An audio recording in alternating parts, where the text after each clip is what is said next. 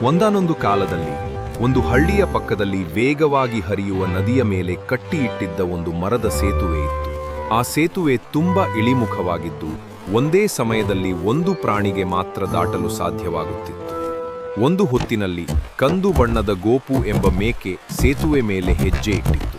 ಅದೇ ಸಮಯದಲ್ಲಿ ಇನ್ನೊಂದು ತುದಿಯಿಂದ ಬಿಳಿ ಬಣ್ಣದ ಮೋಳು ಎಂಬ ಮೇಕೆಯು ಸೇತುವೆ ಹತ್ತಿತ್ತು.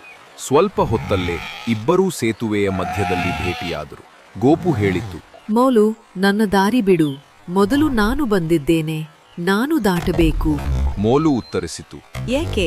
ನಾನು ನಿನ್ನಗಿಂತ ಶಕ್ತಿಶಾಲಿ, ನೀನೇ ಹಿಂದೆ ಹೋಗು. ಇಬ್ಬರೂ ತಮ್ಮ ಕಿಡಿಗೇಡಿತನ ತೋರಿಸಿ ಕಾಲು ಬಡಿದು ಟಕ್ ಟಕ್ ಟಕ್ ಕೊಂಬುಗಳನ್ನು ಕೆಳಗಿಳಿಸಿ ತಳ್ಳಾಟ ಪ್ರಾರಂಭಿಸಿದರು. ಸೇತುವೆ ನಡುಗಿತು, ನದಿ ಗರ್ಜಿಸಿತು. ತಳ್ಳಾಟದಲ್ಲಿ ಜಪ್!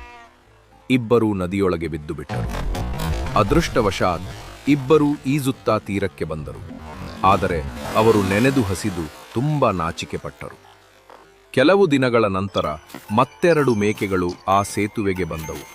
ಒಂದು ಕಪ್ಪು ಬಣ್ಣದ ಚಿಕ್ಕು, ಇನ್ನೊಂದು ಚಿನ್ನದ ಬಣ್ಣದ ಟಿಕ್ಕು. ಇವರೂ ಸೇತುವೆಯ ಮಧ್ಯದಲ್ಲಿ ಭೇಟಿಯಾದರು. ಚಿಕ್ಕು ವಿನಯದಿಂದ ಹೇಳಿತು, ಸ್ನೇಹಿತ ಟೆಕು, ಸೇತುವೆ ಇಳಿಮುಖವಾಗಿದೆ, ನೀನು ಮೊದಲು ದಾಟು. ಟಿಕ್ಕು ನಗುತ್ತಾ ಉತ್ತರಿಸಿತು, ಧನ್ಯವಾದ ಚಿಕ್ಕು, ನಾನು ಬೇಗ ದಾಟುತ್ತೇನೆ, ನಂತರ ನೀನು ಬಾ. ಹೀಗೆ ಟಿಕ್ಕು ಜಾಗ್ರತೆಯಿಂದ ದಾಟಿತು. ನಂತರ ಚಿಕ್ಕು ಸಹ ಸುರಕ್ಷಿತವಾಗಿ ದಾಟಿತು. ಇಬ್ಬರೂ ಸಂತೋಷದಿಂದ ತಮ್ಮ ತಮ್ಮ ದಾರಿಗೆ ಹೋದರು. ಆ ದಿನದಿಂದ ಅರಣ್ಯದ ಎಲ್ಲಾ ಪ್ರಾಣಿಗಳು ಒಂದು ಮುಖ್ಯ ಪಾಠ ಕಲಿತು. ಹಠ ಮತ್ತು ಅಹಂಕಾರ ಹಾನಿ ತರುತ್ತವೆ, ಆದರೆ ವಿನಯ ಮತ್ತು ಸಹನೆ ಯಶಸ್ಸು ತರುತ್ತವೆ.